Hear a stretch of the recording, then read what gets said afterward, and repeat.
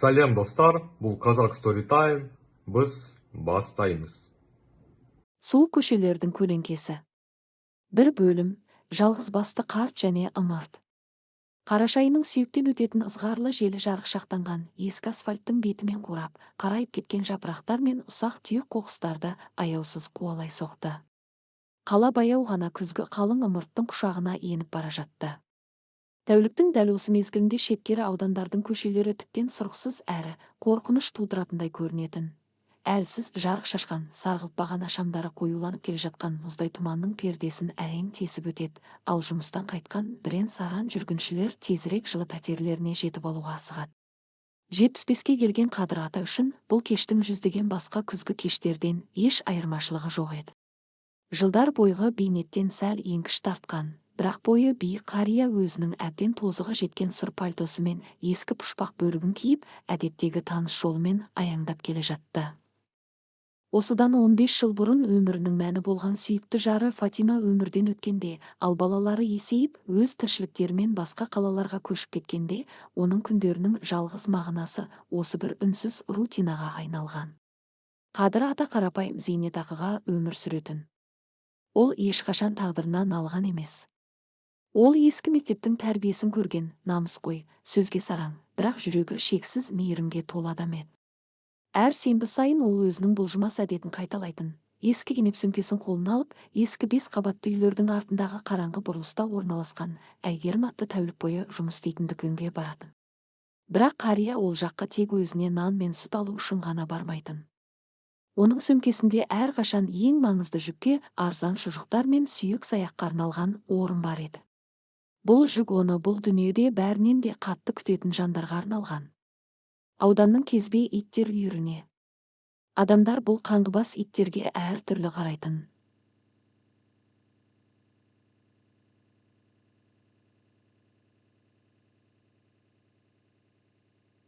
Біреулері қорқып аялып өтсе, бірақ Қадыр ата олардың жанарынан өзіне ұқсас туысқан жандарды, мына қатыгез әлем кеткен.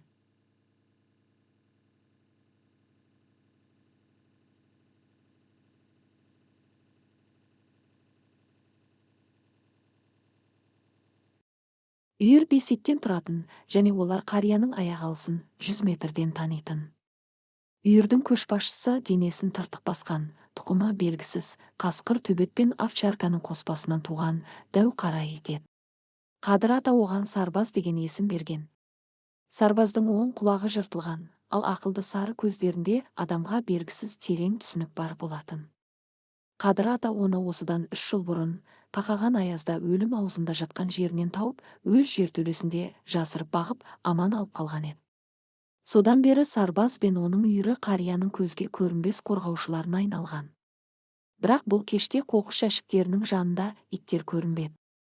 Күн суытып кеткен соң, жылу құбырларының астына кіріп кеткен болар деп күбірледі Қадыр ата, өз-өзіне пальтосының жағасын көтере түсіп. Ештеңе етпес, тамақтарын алайын да шақырамын. Олар міндетті түрде келеді. Қария дүкенге жақындады. Әйгерім деген неон маңдайша әлсіз жыпылықтап құлаққа түрпідей тиетін электрлік дыбыс шығарып тұр. Дүкеннің кіреберісінде сырлауы көшкен темір тұтқаға сүйеніп үлкен 3 жігіт тұрды.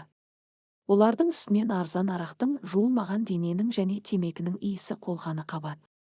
Бұл үшеуі өмірлерін ішімдікке байлап қоғамның ең түбіне түскен жергілікті маскүнем бұзақылар еді. Олардың ең ірісінің аты Руслан болатын. Оның бет әлпеті ішімдіктен ісініп кеткен, ал көздері бас жазу, пахмеле, азабынан безгек тигендей қалтырап жалтақтайды. Қасындағы 2 сыбайласы өте арық, жүйкелері жұқарған жігіттер еді. Олар суықтан бүрсеңдеп, бір темекіні кезек-кезек ашкөздікпен сорып тұрды. Бұлардың ақшалары әлдеқашан таусылған, ал ішімдікке деген құмарлықтары іштерін өртеп бара жатқан.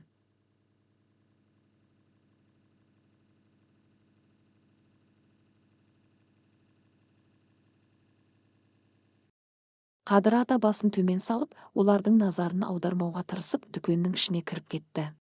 Ол ту сыртынан әлгілердің ауыр, лайланған көзқарастарын сезгендей болды. Дүкеннің іші жып-жылы еді. Таныс сатушы келіншек қариямен жылы шыраймен амандасты. Қадыр ата бір бөлке нан, бір қорап айран, шамалы қант алып, әдеттегідей ет бөліміне қарай бұрылды. Қызым, маған иттерге беретін мына сүйек саяқтан 2 келі өлшеп берші деп жұмсақ үнмен өтінді ол. Кассаға келіп есептескен кезде, қария қойнынан ескі қоңыр былғары әмиянын шығарды. Оның саусақтары суықтан да, кәріліктен де аздап дірілдеп тұр еді. Әмиян ашылған сәтте оның ішінен 2-3 ірі купюра жарқ ете қалды, кеше ғана зейнетақысын алған болатын. Ол дүкеннің кір шалған қалың терезесінің арғы жағынан, көшеден Русланның өзін жіті бақылап тұрғанын. Маскүнемнің лайланған көзі қорғансыз шалдың қолындағы ақшаның түсін бірден таныды. Алкогольден уланған санада лезде зұлым, қатыгез және оңай жоспар пісіп жетілді. Қадыры аталған заттарын сөмкесіне салып, Әмияның пальтосының ішкі қалтасына ұқыптап жасырды да ауыр күрсінді. Сыртта толықтай қараңғы түскен еді.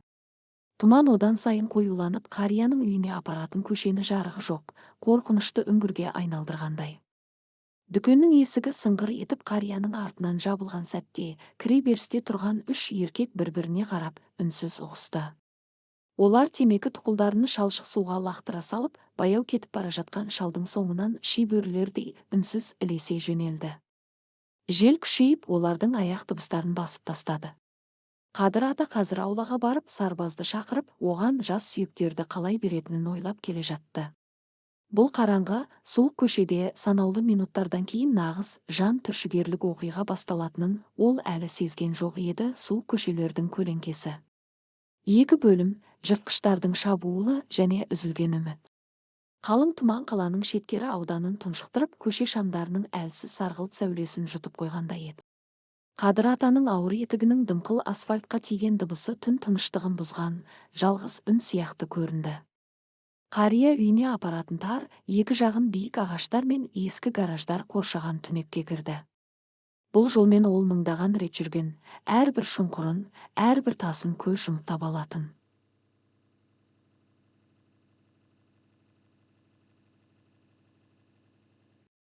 Бірақ бүгін ауада бір түсініксіз ауырлық, жүректі қысатын ызғар бар еді. Қадыр ата демін ішіне тартып, сөмкесін кеудесіне қысты. Оның ойы алысқа, өткен күндердің естелігіне кетіп қалған болатын. Фатимам, сен болсаң ғой қасымда. Қартайған шақта жалғыздықтан қиын нәрсе жоқ екен деп іштей күрсінді ол. Сөмкедегі тағамның салмағы оған кішігірім жылулық берді. Ол қоқыс жәшіктерінің жанындағы қараңғы бұрышта өзін күтіп отырған сарбаз бен оның үйірін елестетіп, қадамын жылдамдатуға тырысты. Иттердің бейкүнә, адал көздері оған осы бір сұрықсыз әлемде әлі де сүйіспеншіліктің бар екенін дәлелдейтін жалғыз жұбаныш еді. Алайда қария өзінің соңынан 3 қара көлеңкенің ілесіп келе жатқанын сезбеді. Аңду және қақпан. Руслан мен оның 2 сыбайласы Мақсат пен Дәурен қарияның ізінен дыбыссыз, жыртқыш аңдардай сырғып келе жатты. Олардың аяқ киімдерінің жұқа табандары асфальттағы шалшық суды ешбір шусыз басып өтуде. Алкогольге уланған миларында тек бір ғана мақсат тұрды, қарияның ішкі қалтасындағы әмиян. Оларға сол ақша үшін адам өмірінің, оның кәрілігі мен бейшаралығының ешқандай құны жоқ еді. Араққа деген құмарлық олардың бойындағы соңғы адамгершілік ұшқынын өшіріп тастаған. Тездетіңдер, анау гараждардың бұрышына жетпей тоқтатайық деп сыбырлады Руслан, даусы қырылдап. Сол жерде жарық жоқ, ешкім де көрмейді. Мақсат пен Дәурен үнсіз бауырлармен жорғалаған қорқаулардай жан-жаққа бөлініп, қарияны жартылай қоршауға ала бастады. Қадыр ата ескі жылу құбырының теплотрасса тұсына жақындағанда артынан біреудің жылдамдаған аяқ дыбысын анық естіді.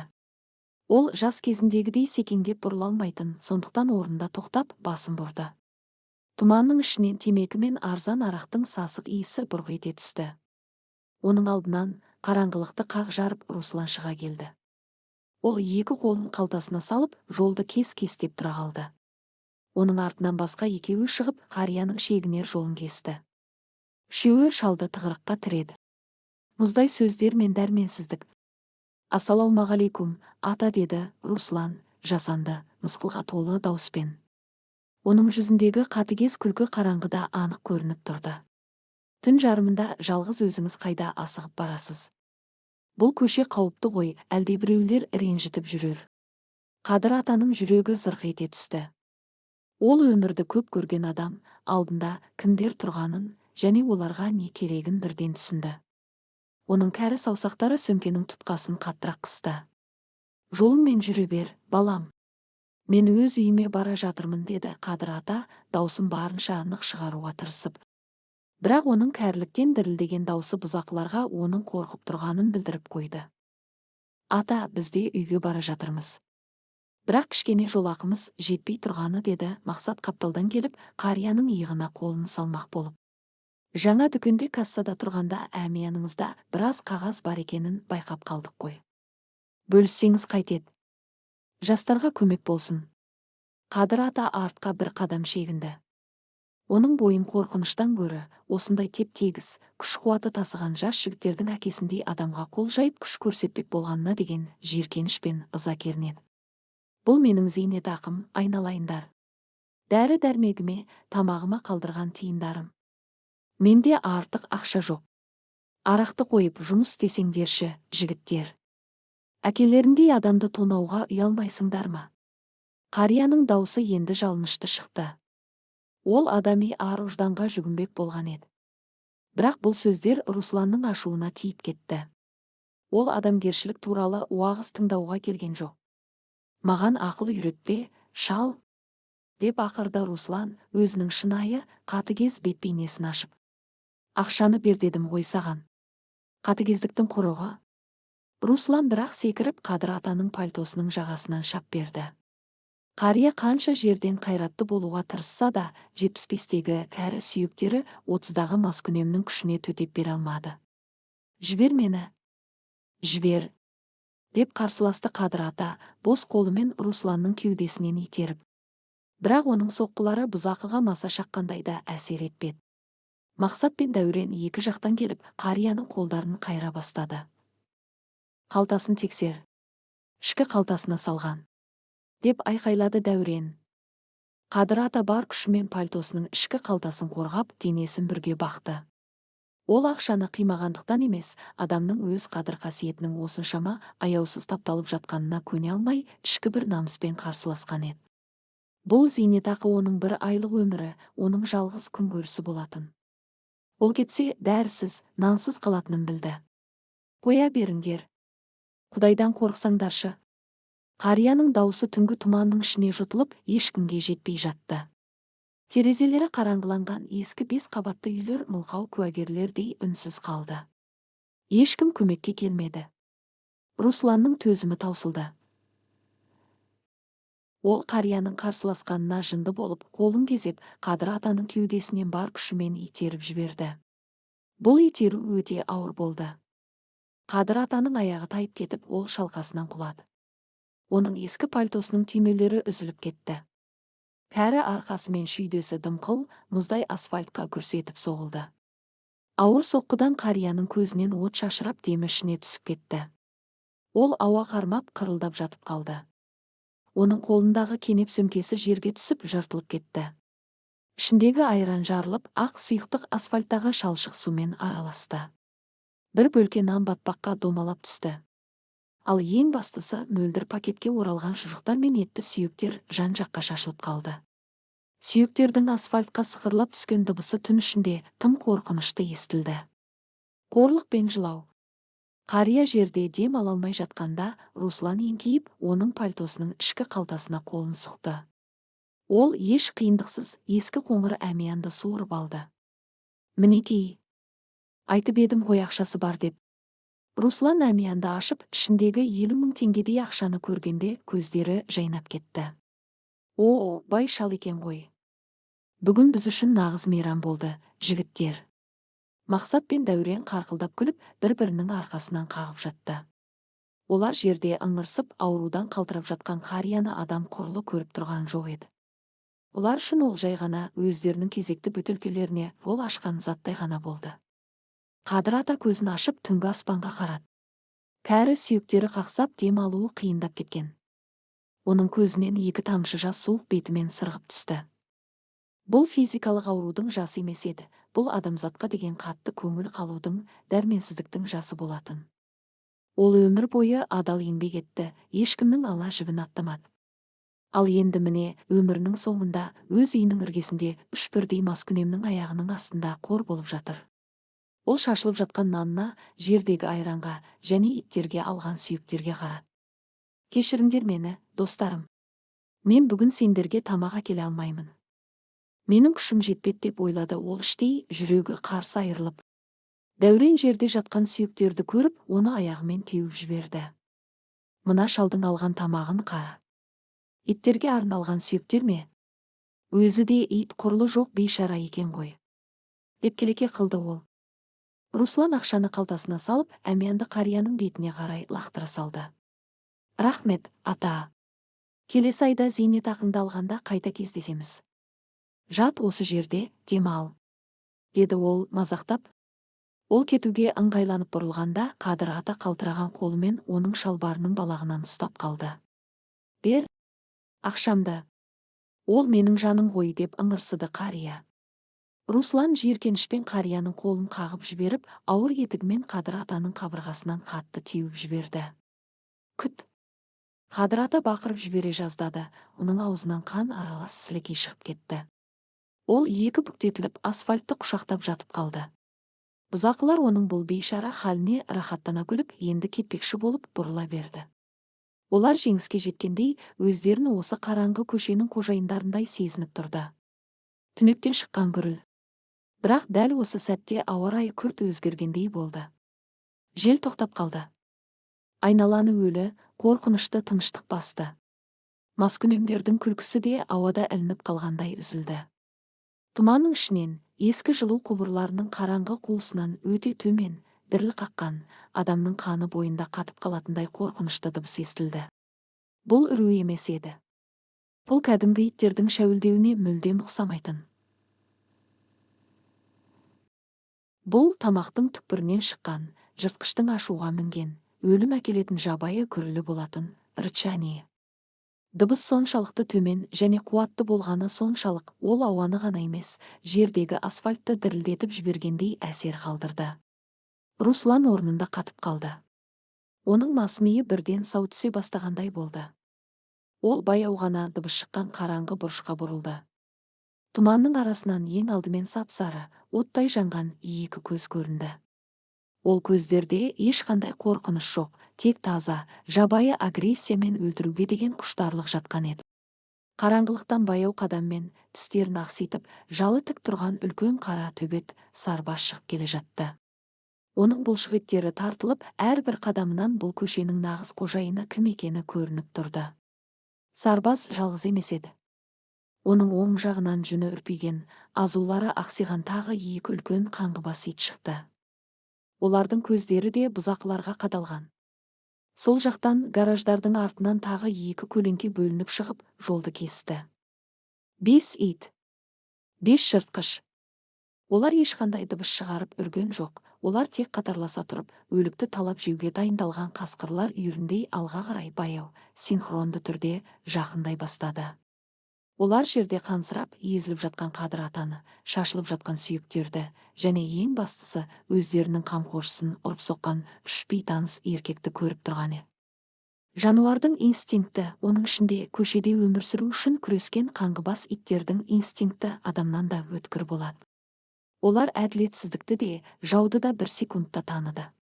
Сарбаздың гүрілі күшейіп, ол басын сәл төмен түсірді. Бұл шабуылға дайындықтың соңғы сигналы болатын. Русланның қолындағы араққа толы целлофан пакет жерге түсіп кетті. Бөтелке сыңғыр етіп сынды. Бірақ бұл дыбыс иттерді үркіткен жоқ, қайта олардың шабуылына триггер болды. Үш маскүнем өздерінің қарсы алдында кәрі шал емес, нағыз өлімнің періштелері, жабайы табиғаттың қаһары тұрғанын енді түсінді.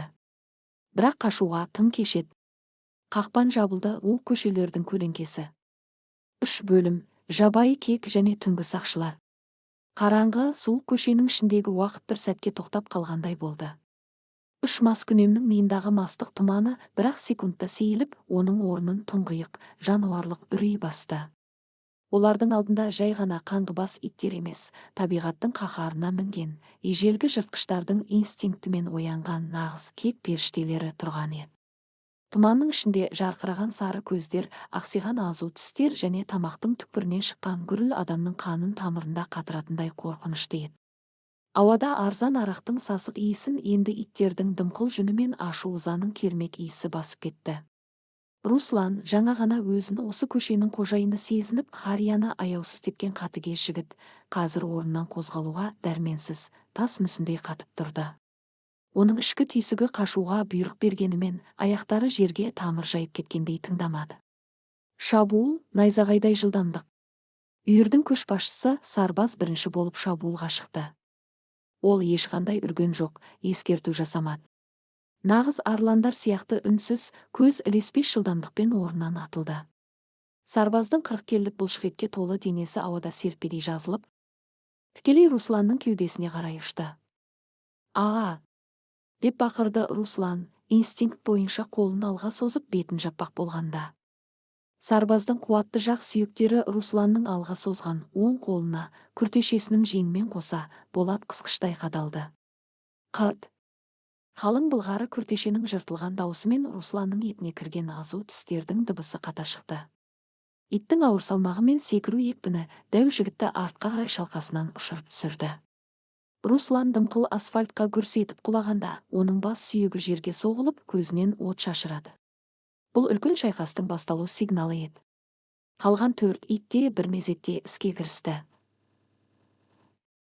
Көшеде өмір сүріп, тамақ үшін талай төбелескен бұл үйірдің тактикасы қасқырлардыкінен кем емес болатын.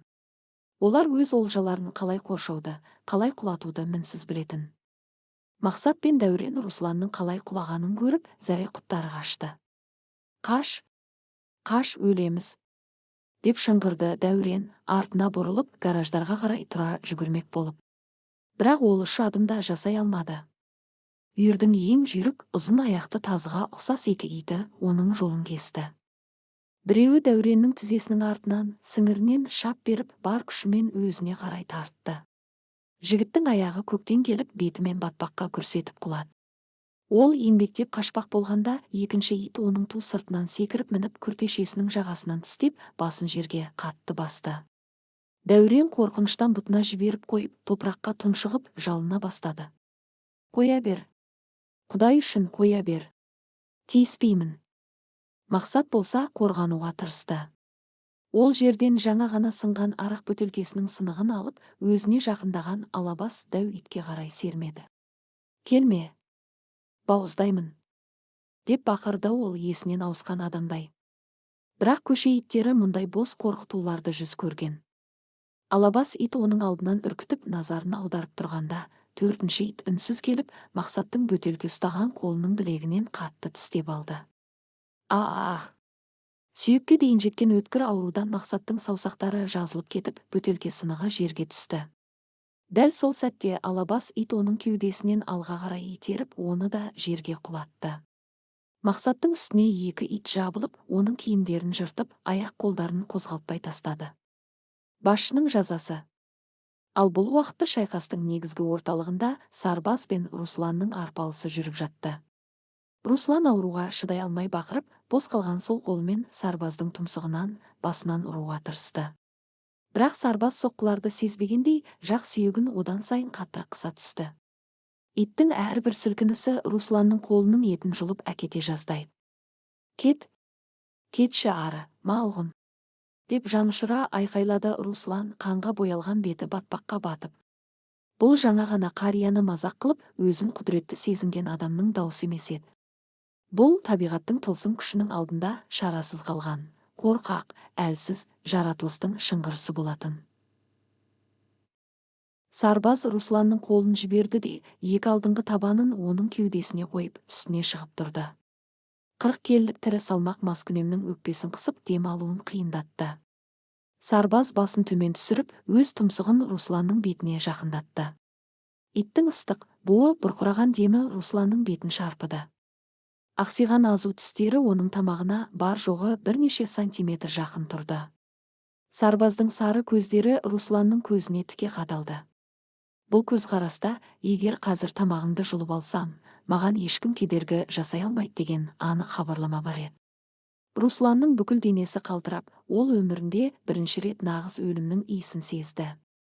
Ол қозғалуға қорқып, демін ішіне тартып, көздері шарасынан шыға жаздап қарап жатты. Көз жасы мен жаңбыр суы араласып, оның кір бетін жуып жатты. Тиіспе. Өтінемін. Мені өлтірме, деп сыбырлады ол, еңіреп жылап. Сарбаз тамағынан қорқынышты үн шығарып гүрілдеді де, Русланның кеудесіне орналасқан пальтоның ішкі қалтасы тұсын, әмиян салынған жерді тұмсығымен қатты нұқып, тістерімен күртешенің матасын жыртып жіберді. Руслан қорқыныштан не істерін білмей жанталасып, қалтасындағы жаңа ғана Қадыр атадан тартып алған қоңыр әмиянды суырып алды да жерге лақтыра салды. Міне ақшаларың. Маған түк керек емес. Алыңдар, деп жылады ол, екі қолымен бетін жауып. Көлеңкенің шегінуі. Сарбаз әмиян жерге түскен соң ғана Русланның кеудесінен табанын алды. Ол бір қадам артқа шегініп, қатты әрі бұйрықты үнмен бір рет қысқа үрді. Бұл үру үйірге берілген сигнал еді.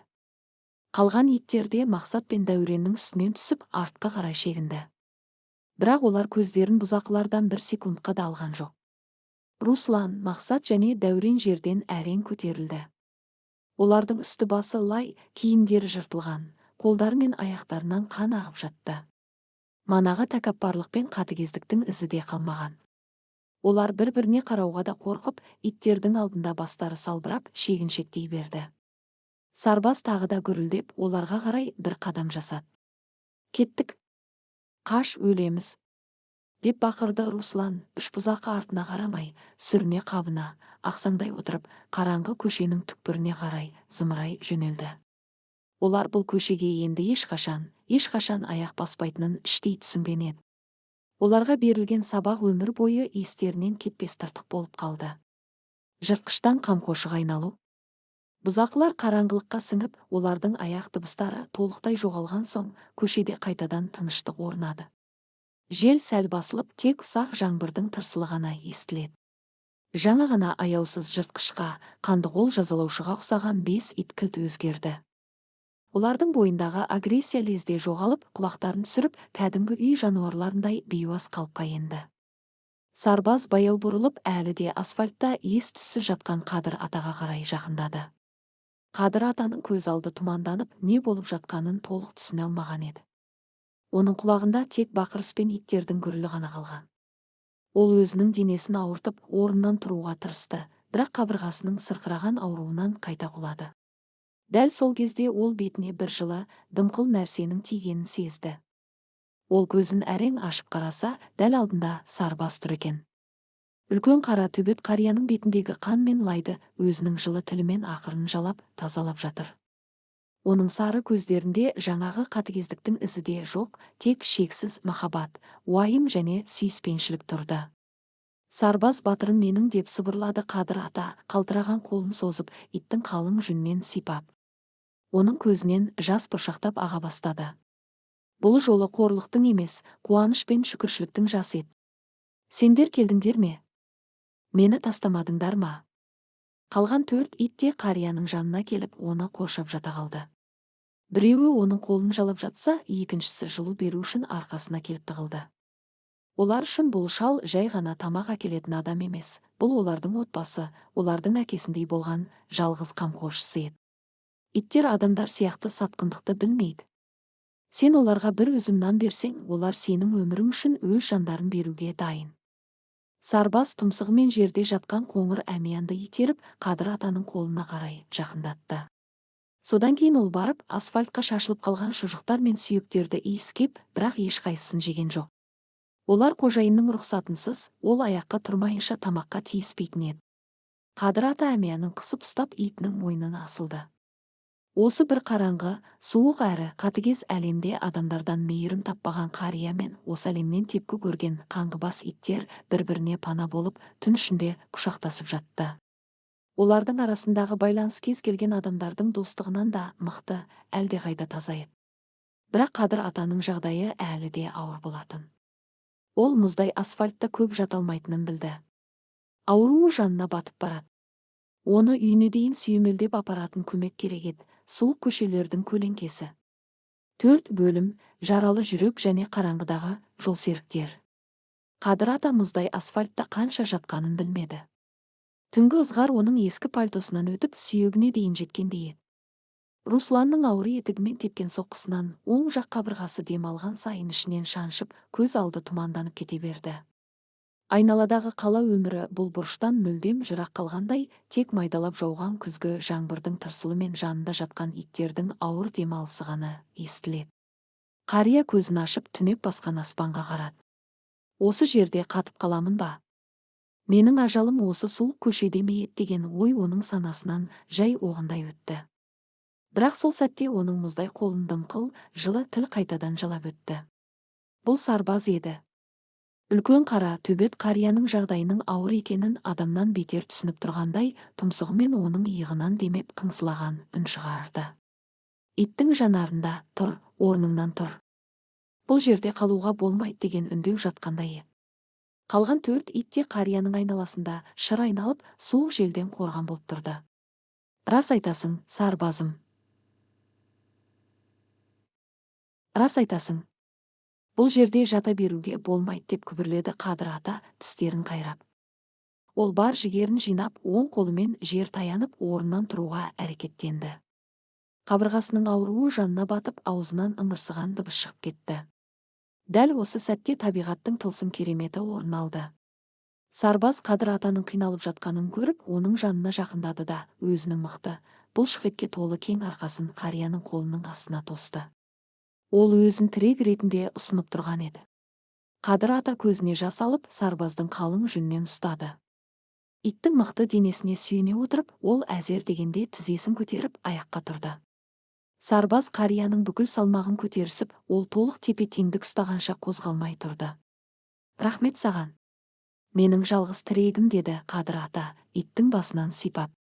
Ол жерде жатқан қоңыр әмиянды қалтасына салып, батпаққа былғанған сөмкесін көтерді. Айран төгіліп нан ластанса да, шұжықтар мен сүйектер салынған пакеттер жарамды еді. Ол оларды да жинап алды. Корольдік эскорт, түнгі сақшылардың шеруі. Қадыр ата үйіне қарай баяу қадам басты. Әрбір адымы оған үлкен қиындықпен беріліп жатты. Бірақ ол бұл қараңғы көшеде жалғыз емес еді. Бұрын-соңды адамзат тарихында ешбір патша дәл осындай адал, дәл осындай қауіпті қорғаушылармен жүріп көрмеген болар. Сарбаз қарияның оң жағында, оның аяқ алысына қарай бейімделіп денесін жанай, тірек болып келе жатты. Ең ұзын аяқты екі тазыға ұқсас ит алда 20 метрдей қашықтықта барлаушылар сияқты жол бастап, жан-жақты иіскеп, қауіп-қатердің жоқтығын тексеріп отырды. Ал алабас және 4-ші ит Қадыр атаның ту сыртынан еріп арқасын қорғап келе жатты. Олар кез келген бөтен дыбысқа құлақтарын тігіп, кез келген шабуылға дайын еді. Бұл көрініс сырттан қараған адамға түршігерлік әрі ғажап көрінер еді. Жаңбырлы түн, қараңғы көше, ауырсынып келе жатқан шал және оны оқшаған сүлкін қыш ит. Иттердің көздері қараңғыда сарғыш тартып, олардың жүрісінде ешбір шу жоқ еді. Олар нағыз сақшылардай мінсіз жұмыс істеді. Мен сендерді аш қалдырмаймын. Менің достарым, деп күбірледі Қадыр ата жол бойы. Арада 20 минуттай уақыт өткенде, олар Қадыр атаның тұратын ескі 5 қабатты хрущевкасының ауласына жетті. Ауладағы жалғыз бағана шамы әлсіз жарық беріп тұр. Қария кіре беріс, подъезд есігіне жақындағанда, алда жүрген 2 ит тоқтап, оған жол берді. Қадыр ата есіктің тұтқасын ұстап тұрып, артына бұрылды. Сарбаз бен оның үйірі кіре берістің алдында жартылай шеңбер жасап отыра қалды. Олар онымен бірге үйге кірмейтіндерін, өздерінің орны көш екенін жақсы білетін. Қария сөмкесін ашып, батпақтан тазартылған пакеттерді шығарды. Ол ауруына қарамастан еңкейіп, арнайы алған шұжықтар мен етті сүйектерді әрқайсысының алдына тең етіп бөліп қойды. Иттер қаншалықты аш болса да, бір-бірімен таласқан жоқ. Олар қарияның қолынан берген тамақты үлкен құрметпен асықпай жей бастады. Сарбаз өзінің үлесін жемес бұрын, Қадыр атаның қолын тағы бір рет жалап өтті. Бұл оның біз осындамыз, қорықпа деген үнсіз уәдесі еді. Рахмет сендерге. Ас болсын, деп қария ауыр дем алып, пәтеріне қарай кіріп кетті. Ол есікті жапқанда да, иттердің сол жерде күзетте қалғанын жүрегімен сезіп тұрды. Жалғыздықтың жаңғырығы және жараны таңу. Қадыр ата өзінің шағын, бір бөлмелі пәтеріне кірді. Іші салқын, үнсіздік пен жалғыздықтың иісі аңқиды. Қабырғада ілулі тұрған марқұм әйелі Фатиманың суреті оған қарап мұңайып тұрғандай көрінді. Ол дымқыл, батпақ болған пальтосын шешіп диванға сылқ етіп құлады. Денесінен жылу кеткен сайын алған жарақаттары одан сайын қаттырақ сырқырай бастады. Ол жейдесін шешіп айнаның алдына барды. Оң жақ қабырғасы тұтастай көгеріп, үлкен қанды ісік гематома пайда болыпты. Демалудың өзі азапқа айналған. Ол ескі дәрі қобдишасын, аптечка алып, ішінен ауырсынуды басатын жақпа май мен бірнеше дәріні ішті. Қабырғасын эластикалық бинтпен қатты етіп орап тастады. Бұл оған аздап жеңілдік бергендей болды. Төсегіне жатқанда Қадыр ата бүгінгі оқиғаны қайтадан ой елегінен өткізді. Ол полицияға қоңырау шалуды ойламады. Оның түсінігі бойынша бұл көшеде заң емес, адамгершілік қана маңызды еді. Ол ақшасын қайтарып алды, ал бұзақылар өз жазаларын алды. Оны қатты толғандырғаны иттердің әрекеті. Ол жылдар бойы оларға тек тамақ беріп, жай ғана аяушылық танытып жүрмін деп ойлаған. Бірақ бүгін ол жануарлардың адамнан әлдеқайда адал, әлдеқайда таза екеніне толық көз жеткізді. Фатима, сен көріп тұрсың ба? Мен бұл әлемде жалғыз емес екенмін деп сыбырлады ол қараңғы төбеге қарап. Дәрінің әсерінен оның көздері жұмылып, ауыр ұйқыға кетті. Шибөрілердің үрейі және сынық намыс. Ал дәл осы уақытта қаланың екінші шетінде ескі, жөндеу көрмеген жертөлелердің бірінде мүлдем басқа көрініс орын алып жатқан еді. Бұл Руслан, Мақсат және Дәуреннің тұратын лас, сасық баспанасы болатын. Бөлменің ішіндегі шам әлсіз жыпылықтайды. Жерде қанға малынған шүберектер, бос бөтелкелер мен темекі тұқылдары шашылып жатыр. Үш бұзақының түрлері адам шошырлықтай еді. Русланның оң қолы білегінен жоғары қарай қатты жыртылған. Сарбаздың азу тістері оның етін сүйегіне дейін тесіп өткен еді. Ол аурудан ыңырсып қолына арақ құйып дезинфекция жасауға тырысып жатты. Әрбір тамшы тиген сайын ол жан тәсілім еткендей бақырып жібереді. Оның бетіндегі ісіктер мен көгерген іздер бүгінгі түннің қаншалықты қатал болғанын дәлелдеп тұрды. Дәурен бұрышта қалтырап отыр.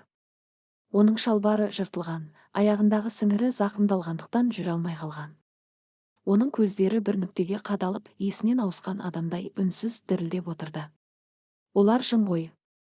Олар кәдімгі ит емес. Мен олардың көзінен шайтанды көрдім деп күбірледі Дәурен, өз-өзімен сөйлесіп. Мақсат өзінің қансыраған білегін жыртық жейдемен орап жатып, Русланға ашумен қарады. Сенің кесірің, Руслан. Сенің сол шалдың ақшасына қызыққаныңның кесірі. Біз өліп қала жаздадық. Ана иттер бізді тірідей жеп қоя жаздады ғой. Руслан оған қанжардай қадалды. Оның маскүнемдік тәкаппарлығы толықтай сынған еді. Ол өзінің қаншалықты бейшара екенін, бір кәрі шалды ұрып, сосын жануарлардан таяқ жегенін мойындауға намысы жібермеді. Жауып үніңді, деп ақырды Руслан, біз жай ғана дайын емес болдық. Кім білген ол шалдың артында тұтас бір үйір жүретінін. Мен оларды өлтіремін. Ол шалды да, ана құбыжық иттерді де улап өлтіремін. Бірақ Русланның даусында сенімділік жоқ еді.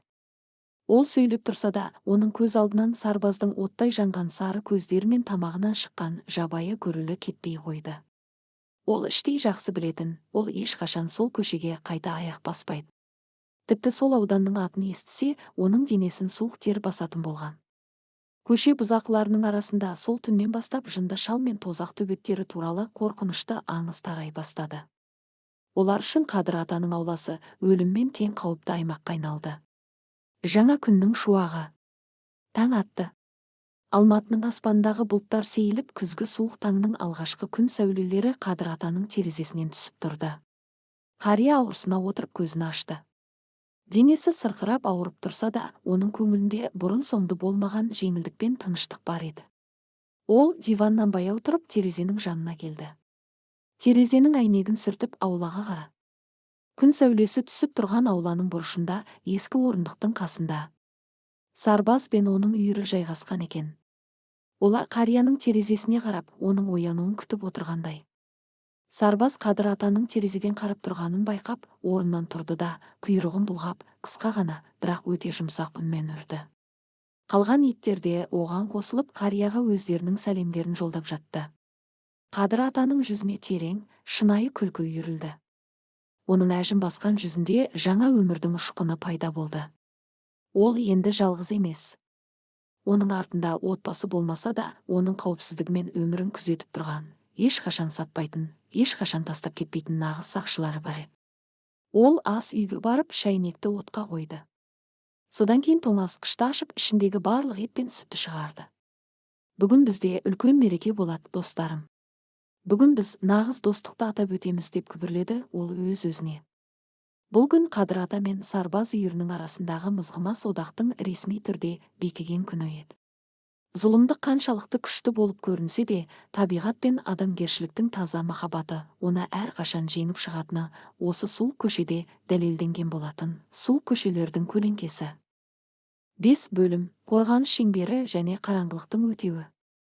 Күзгі таңның салқын ауасы Қадыр атаның шағын ас үйіне терезенің саңылауынан кіріп, бөлменің ішін тазартып жатқандай еді. Газ плитасының үстіндегі үлкен көне қазанда су қайнап, ішіндегі сүйектер мен еттің хош иісі бұрқырап тұр. Қария өзінің ауырып тұрған қабырғасына қарамастан, ерекше бір шабытпен тамақ дайындап жатты.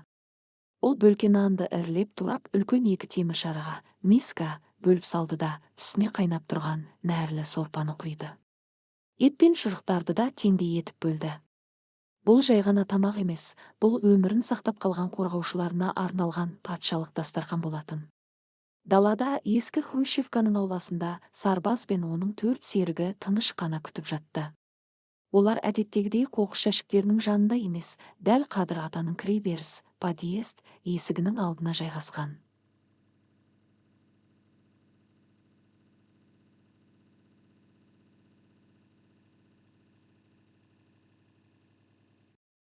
Олардың бұл әрекеті аумақты толықтай өз бақылауларына алғанның және өз қамқоршысын ешкімге бермейтіндігінің белгісі еді. Қадыр ата 2 қолына 2 ауыр шараны ұстап, баспалдақпен ақырын төмен түсті. Есікті ашқан сәтте 5 ит те орындарынан тік тұрып, құйрықтарын бұлғап, оны қарсы алды. Олар тамаққа қарай ұмтылған жоқ, олар алдымен қарияның аяғына келіп, иіскелеп, оның аман есен екеніне көз жеткізді. Ас болсын, менің батырларым. Жеңдер, күш жинаңдар, деді Қадыр ата, шараларды жерге қойып. Ол Сарбаздың қасына отырып, оның қалың мойнынан құшақтады. Ит қарияның бетін жалап, оның иығына басын қойды. Бұл үнсіз көріністе мыңдаған сөзден де терең мағына бар еді. Көршілердің терезелерінен қарап тұрған кейбір адамдар бұл көріністі көріп, таңғалыстарын жасыра алмады. Кеше ғана қорқынышты қаңғыбас иттер болып көрінген жануарлар қазір кәрі шалдың алдында момақан, мейірімді періштелердей көрінді. Уланған сана және шіріген тән. Ал Қадыр атаның ауласында бейбітшілік пен махаббат орнап жатқанда, қаланың екінші шетіндегі дымқыл, қараңғы жертөледе нағыз тозақ басталған болатын.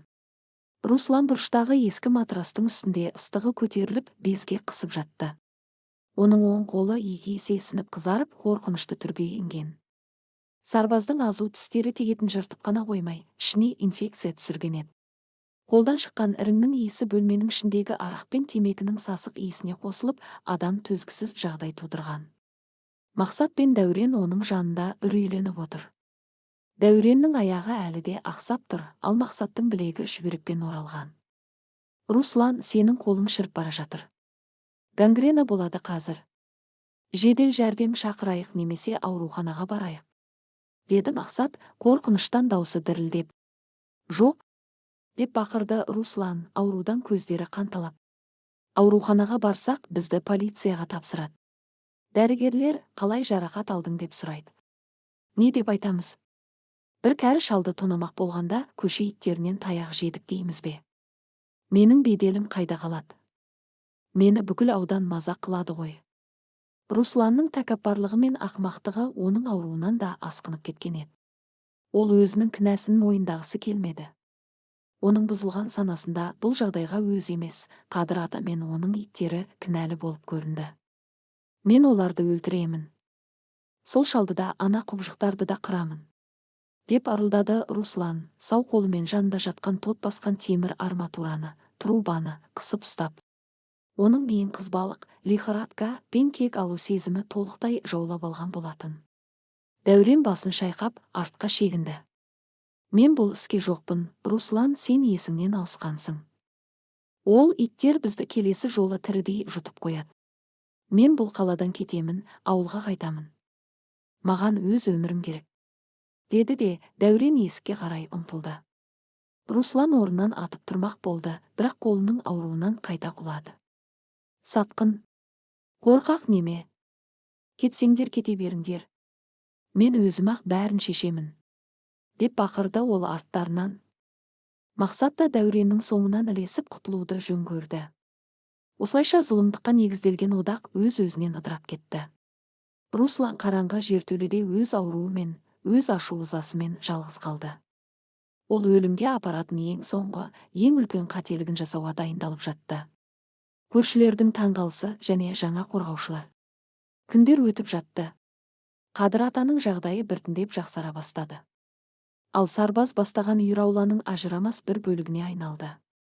Бастапқыда көршілер подъезд алдында жатқан үлкен 5 иттен қорқып, оларды айналып өтетін. Тіпті кейбіреулері қалалық ветеринария қызметіне хабарласпақ та болған. Бірақ бұл иттердің тәртібі кез келген үйретілген қызметтік иттен, служебная собака, асып түсетін еді. Олар ешкімге себепсіз үрмейтін, балаларға мүлдем тиіспейтін. Қайта Қадыр атаның ауласындағы ойнап жүрген кішкентай балалар Сарбаздың жанына келіп, оның жүннен сипап, онымен ойнай бастады. Бұрын көшедегі мысықтарды қуып, қоқыс ақтарып жүретін жануарлар енді Қадыр атаның жеке гвардиясы сияқты өздерін өте паң, салмақты ұстады. Бір күні аулада үлкен оқиға орын алды. Жоғарғы қабатта тұратын Айнұр келіншектің 7 жасар ұлы Әлихан аулада велосипед теуіп жүрген. Аулаға сырттан басқа ауданнан келген өте агрессивті, ауру жұқтырған болуы мүмкін бір қаңғыбас төбет кіріп келді. Ол баланың велосипедінің дыбысына тітіркеніп, тістерін ақситып Әлиханға қарай атылды. Айнұр терезеден бұл көріністі көріп, жүрегі жарыла жаздап. Әлихан, қаш! Деп шыңғырып жіберді. Бірақ бала қашуға үлгермейтін еді. Бөтен ит балаға 1 метр қалғанда ауада қара көлеңке ұшып өтті. Бұл Сарбаз еді. Ол ауланың екінші шетінде жатқан жерінен оқтай атылып, бөтен итті ауада қағып түсірді.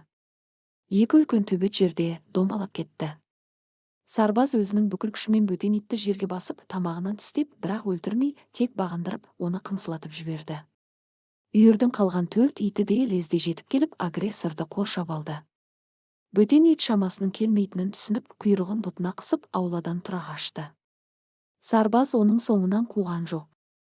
Ол орнында тұрып, қорқып қалған Әлиханның жанына келді де, оның қолын ақырын ғана жалап, тыныштандырғандай болды. Айнұр аулаға жүгіріп шығып, баласын құшақтап жылады.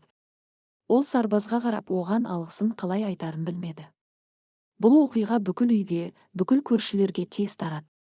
Сол күннен бастап Қадыр атаның иттері ауланың толық құқылы тұрғындарына, тіпті ауданның батырларына айналды. Көршілер енді олардан қорықпай, керісінше өздері де оларға жылы тамақ, сүйектер әкеліп беретін болды. Қадыр атаның ауласында ешқандай ұрлық, ешқандай бұзақылық болмайтын өте қауіпсіз аймақ қалыптасты. Маскүнемнің соңғы қадамы. Арада 2 аптадай уақыт өтті. Русланның жағдайы мүлдем нашарлап кеткен еді. Қолындағы гангрена бүкіл денесін улап, қан арқылы миына әсер ете бастады. Ол үнемі сандырақтап, шөлдеп, өзін өзі басқара алмайтын жынды адамның күйіне түскен. Оның миында тек бір ғана жауапсыз сұрақ және бір ғана мақсат қалды. Мен оны өлтіремін, содан кейін ғана ауруханаға барамын. Бұл логикаға сыймайтын, инфекциядан уланған мидың бұйрығы болатын. Бір күні түстен кейін күн бұлтты, бірақ жауынсыз кезде Руслан өз жертөлесінен шықты. Үстіндегі киімі лас, жыртылған. Оң қолын кеудесіне қысып алған, ал сол қолында ауыр темір арматураны жасырып ұстаған. Ол Қадыр атаның ауласына қарай теңселе басып келе жатты. Ол өзінің өлімге қарай келе жатқанын сезбеді. Ол аулаға жақындағанда Қадыр атаның дүкеннен қайтып келе жатқанын сырттай байқап қалды. Қарияның қасында иттер көрінбеді, олар ауланың ішіндегі күн түсетін бұрышта ұйықтап жатқан болатын. Міне, сәті түсті. Ол жалғыз, деп ойлады Руслан ішінен шайтанша күліп. Ол гараждардың тасасымен жылжып, қарияға ту сыртынан жақындай бастады. Қадыр ата қолындағы кішігірім сөмкесімен ақырын аяңдап, үйіне қарай бұрыла берген сәтте, Руслан қараңғы бұрыштан атып шықты. «Шал, сен менің өмірімді құрттың!» деп бақырды Руслан, аузынан көбігі ағып. Ол қолындағы темір арматураны жоғары көтеріп, қарияның басынан ұруға әрекеттенді. Қадыр ата бұрылып үлгерді, бірақ қашып құтылуға уақыты жоқ еді. Ол тек қолындағы сөмкесімен бетін жауып үлгерді. Бірақ темір арматура қарияның басына тиген жоқ. Ақиқат сәті, қорғаушылардың үкімі. Желдей жүйрік, найзағайдай жылдам сарбаз ауланың ішінен қалай атылып шыққанын ешкім байқамай қалды. Ол Русланның даусын естіген сәтте-ақ оның кім екенін иісінен, даусынан бірден таныған еді. Сарбаз тікелей Русланның көтеріп тұрған сол қолына, темір ұстаған қолына секіріп, оның білегінен шап берді. Иттің салмағы мен секіру күші Русланның тепе-теңдігін бұзып, темір арматура сыңғыр етіп жерге түсті. Руслан қатты айқайлап асфальтқа құлады. Бірнеше секундтың ішінде қалған 4 ит те жетіп келді.